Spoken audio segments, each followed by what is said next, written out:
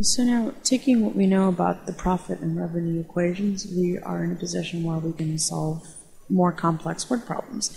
For example, this one.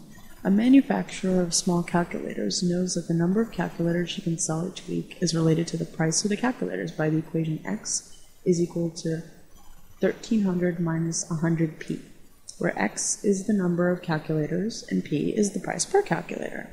What price should she charge for each calculator if she wants the weekly revenue to be $4,000? Now, the first thing we should do is recall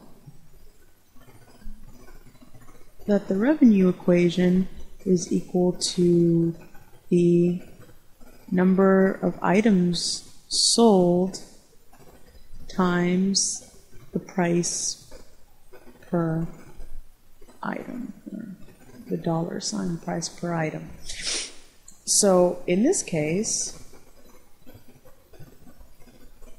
the number of items sold, as we know, is x, as it says in the problem right here, that x is the number of calculators. So x, and the price per calculator is listed here as p. So we know that revenue is equal to x times p. So, but we also know that x equals 1300 minus 100p, as you can see up here in the word problem. So now, replacing x for what it equals in the revenue equation, we can rewrite it as revenue, and I'm gonna call it R from now on, is equal to 1300 minus 100p times p. And multiplying that out, we use the distributive property. So let me rewrite this as p is equal to 1300 minus 100p, which I can do because multiplication is commutative. So using the distributive property, we distribute the p to each term. So now we get that r is equal to 1300p minus 100p squared. So now we have to go back to the equation and figure out what we want to find. So we want to know what price, we want to know what p she should charge for each calculator if she wants the weekly revenue to be $4,000.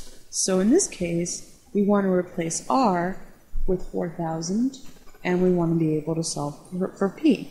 So rewriting the equation, this becomes 4,000 is equal to 1,300p minus 100p squared. And now I'm going to move the 1,300 and the 100 to the other side. I'm going to take these two terms to the left. So I'm going to subtract 1,300p and add 100p squared to both sides.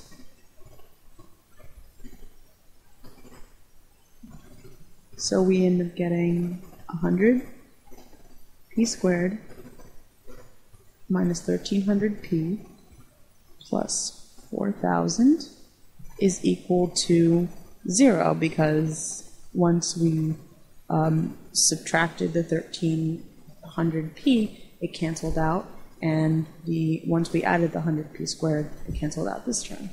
So now this is our equation, and it's a quadratic equation in p, which we usually can solve by factoring it. However, these numbers are pretty big, so we should probably try to simplify it. So I want to divide all the terms in the equation by 100. And remember, we can do that because we're doing it to all the terms in the equation. So what we're left with here is p squared minus 13p plus 40 is still equal to 0, because remember, 0 over 100 is still going to be 0.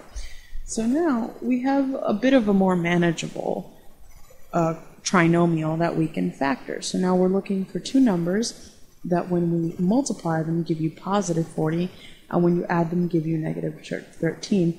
And after looking at it a bit, you can see that the two numbers are negative 5 and negative 8. So what we end up getting is p minus 5 times p minus 8 is equal to 0. And now solving it using the zero factor property, we get p minus 5 is equal to 0, or p minus 8 is equal to 0.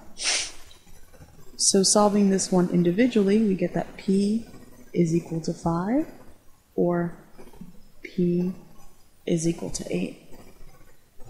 Thus, the solution to the problem,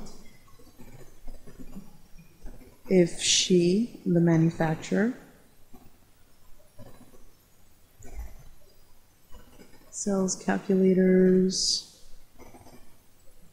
for $5 or $8 each,